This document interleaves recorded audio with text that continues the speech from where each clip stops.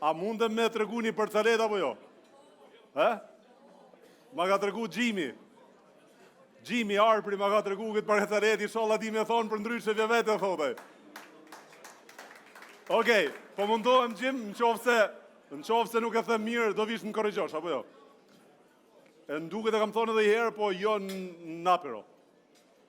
Kishtë të qenë një shqiptar, më duket ka qenë, a i zotnia që dështë me po tunelin, apo jo, shqiptar ka dashtë, Një shqiptar ka dashtë me po një tunel po shpis. Pra, nën tokë po shpis që me hyp me lift të shpia.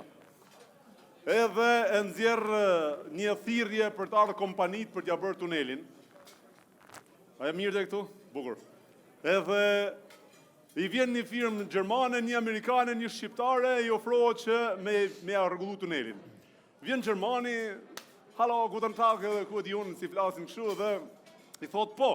Thot, unë i dashur shqiptar mundem me ta bo tunelin edhe në këtë formë. Ma qenë sa është kodër, ne ja nisim me grynë këton, ja nisim me grynë dhe në këton, dikun të 20 metra, pa u afru e dim ku jemi, e shpujmë tunelin edhe gjithë shka në regull.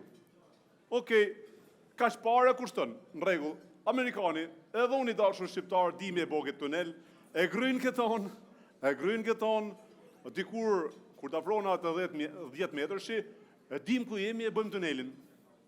Ka që kushton? Okej, në regull. Vjen shqiptari, gjima e mirë, bukur.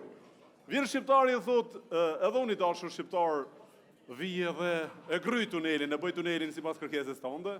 Filloj me e gryjnë këton, tha kodrën, filloj me e gryjnë dhe non tjetër, në qofë se nuk përpjek me i ki 2 tunele me një qmim.